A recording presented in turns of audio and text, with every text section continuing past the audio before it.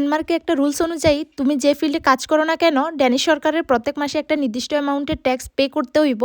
আর এসব কিছু অনলাইনে হয়। যদি কোনো কারণে আমার অ্যাকাউন্ট থেকে এক্সেসিভ অ্যামাউন্টের ট্যাক্স কাটটা নেয়, তাহলে বছর শেষে ওই অ্যামাউন্টটা আবার ব্যাক করে। আর আমিও এই বছর ভালো একটা অ্যামাউন্টের ট্যাক্স ব্যাক পাইছি। তো কত পাইছি কি আসল বিষয়ে কইতাছি তোমরা রে।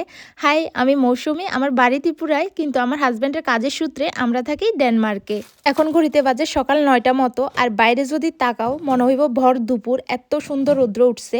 সামার ওয়েদারটা ডেনমার্কের খুবই ভালো। আর বাকি ওয়েদারটি হয়েছে একেবারে স্যাড ওয়েদার। হাতে গোনা বছরে 3 থেকে 4 মাস শুধু আমরা সূর্যের রৌদ্র পাই, তাও আবার এই সামার সিজনে। তো চলো এবার কই ট্যাক্স ব্যাকের যে বিষয়টা ওইটা নিয়ে। এখানে নিয়ম অনুযায়ী যে ফিল্ডে কাজ করুক সে অনুযায়ী গভর্নমেন্টরে একটা ট্যাক্স প্রত্যেক মাসে পে করতে হয়। আর এই দেশে ট্যাক্স পেমেন্ট না করে ফাঁকি দেওয়ার কোনো অপশন নাই, যেহেতু সবকিছু অনলাইনে হয়। মানে ট্যাক্সের যে অ্যামাউন্টটা ওইটা আমরা স্যালারি থেকে কাইটটা, বাকি স্যালারিটা তারপরেই আমরা অ্যাকাউন্টে ক্রেডিট হয়। আমার মনে হয় ডেনমার্কে সবচেয়ে বেশি ট্যাক্স পে করতে লাগে।